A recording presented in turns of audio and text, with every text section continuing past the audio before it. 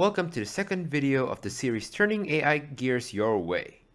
I'm the Tech Emissary, and today I'm going to discuss the Minimax algorithm, which is imperative for one of the projects that I'll demonstrate to you later. And of course, that project will be tutorial. So this is for you to build a tutorial that I'll show you eventually.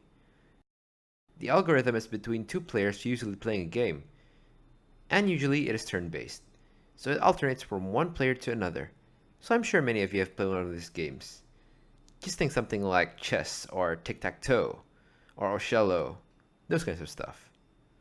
It's going to be interesting as well to look at it, now from a different perspective, since we previously just played merely its face value, but we do not know exactly what happens in the background, essentially behind the scenes, since we are now understanding the algorithms that may be involved in the programming the AI when making the overall game work. So in this algorithm, we try to have one maximizing value and one minimizing. So one maximizes, one minimizes in order to prevent the other player from winning. Essentially the rules of a typical two-player game.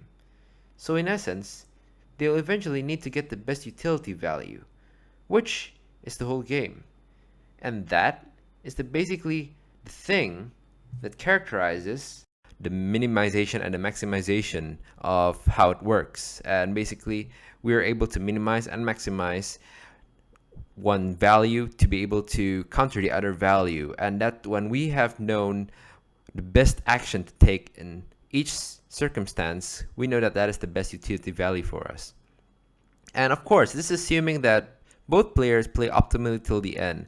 And this is, of course, taking into account game theory, because we have the probabilities that one can play deterministically, and as well as that they are able to understand that they have to play turn-based, which is very imperative to understand in these kinds of situations of games. Of course, this is opposed to such characters such as the prisoner's dilemma, which, as you may already know it, is an economic term usually used, but it usually assumes that the game is non-deterministic and usually there are no taking turns.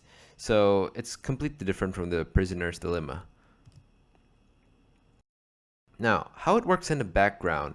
So firstly, we have optimal values for moving down the tree. So basically, it uses a breadth first search to be able to keep going down the tree. This is the talking in terms of AI.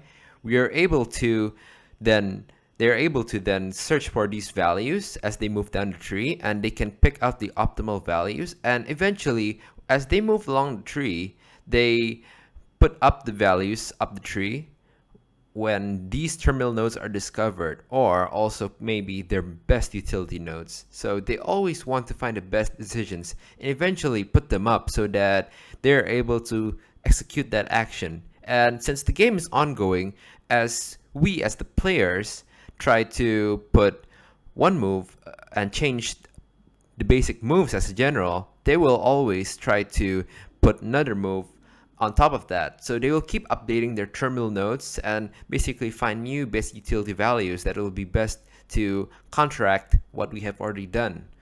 And of course, we have the principle of that when the computer reaches the terminal node, it'll be at its utility state, and when we have a max value, basically that is played by the max, we will have the highest number of children as a state, and it'll continue that way. But for minimum, it'll find the lowest value of the children from the tree. So basically, it'll continue this way and it'll update that state that way. And as I said, they want to be able to find a way to counteract what we have already done here and basically find a state to be able to counteract what we have done. So when we set up such an algorithm, we first have to consider many different properties of the search problem. So these are the main steps of setting it up. So firstly, we need to know the initial state. What will the initial state of the game be like before we do anything, of course? And that'll be characterizing basically the playing field of where we're going to go at. And who are the players? We need to answer that question as well. If it's going to be an AI, and how they're going to play, and what are the actions that can be taken. So this is another important thing. We need to be able to know the possibilities of the actions that they can take. For example, the AI may be able to put one cross there in tic-tac-toe, or if the human player is able to put it elsewhere. All those kinds of algorithms have to be configured, and you need to know the playing field basically for the AI to be able to know where to move and what will be the results possible. So if the human player places one knot in the middle, what are the possible results that can result from that? Where can the computer player next put their cross? So that's another thing to consider. And how do we do the terminal testing? So of course, you need to be able to know when the game has ended. How are you able to know if the game has ended and who wins and who loses? Which will eventually lead to, of course, defining utility. How do we eventually define the best utility value? The Minimax algorithm considers all of this because we need to be able to know which is the best move for the computer. And after that all, it's considering from a breadth first search and going down the tree, which is the best move to be able to counteract what the human player or, for example, an opposing AI player has also done. So this is an example of the implementation of the Minimax algorithm on tic-tac-toe. So I'm going to be playing this on a website called playtictactoe.org. So you can check it out as well if you want to try it out. But we're playing this to be able to see how generally the algorithm works. So for example, the X is going to be the max here. So basically, let's see, if I place it here, then the computer, or the other player that can be playing this game, will be putting their circle, the mini, on to prevent me from winning. Then again, I can place, for example, X here. But then again, he keeps going on that way as well. He also places it to block my win. So we can see that we may want to place it, for example, here, and again, blocks us again. So there are many possible endless moves that can be done, for example, when we move from one move to another. But this is just one move that he can take, and there are other possible moves, but that's the one that he takes. But he will always try to find the algorithm, the move that will prevent me from winning. Then we can continue again, proceed again from here, and he'll continue again. And finally, we reach the terminal utility, as I may say it, which will end in our draw. So you can see that eventually this is how it will end. And this is just one possible scenario. Of course, there will always be more, for example, wins or loses, but draw is the terminal utility that we eventually reach. So here's an example of the implementation of a pseudocode for Minimax.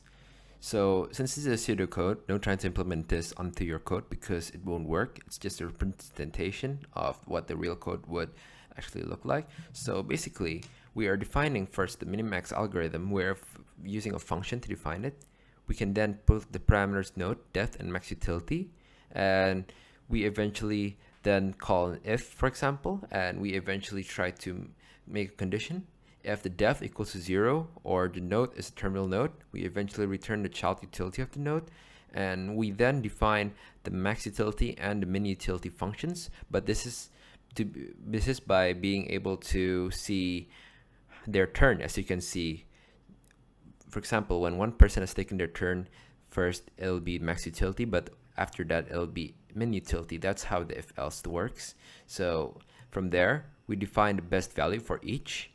For max utility, because as you can see, we put null to minus infinity, and for min utility, we put up to plus infinity. So this is because we want to be able to find the utility through traversing the tree that we have already created for zero possibilities of that it can take. So basically, we eventually then go to child and nodes. So we are able to then go to define one of the children that can be found in the nodes, and this is seen through the utility. We are then calling the minimax function to be able to find a child and to be able to keep decreasing by 1, as you can see, because as we're traversing, we'll keep going down depth by 1, and eventually we can see that for each min utility and max utility we have 1 true and 1 false. So basically this is to be able to keep going and to be able to know the difference, and eventually to find which one is the maximum and the minimum,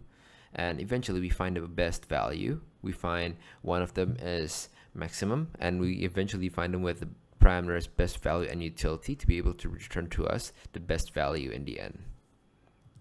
So this is a look over the possibilities of tic-tac-toe, what you can do. So there are 5 legal actions on average that can be done, and 9 plies. In plies we talk about the layers. So in tic-tac-toe we have 9 possible moves that one can make in total. So we are able to see in general there are 9 layers as general, and we call them plies, and we call each step that the computer and us take is called a layer or a ply in this kind of term.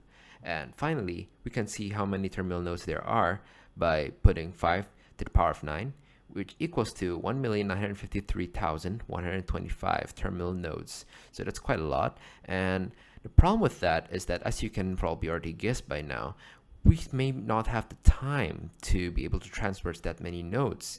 It'll require a lot of processing power in general, and memory in your RAM, for example, may not be able to be sufficient to do that all quickly if you're doing it on a computer.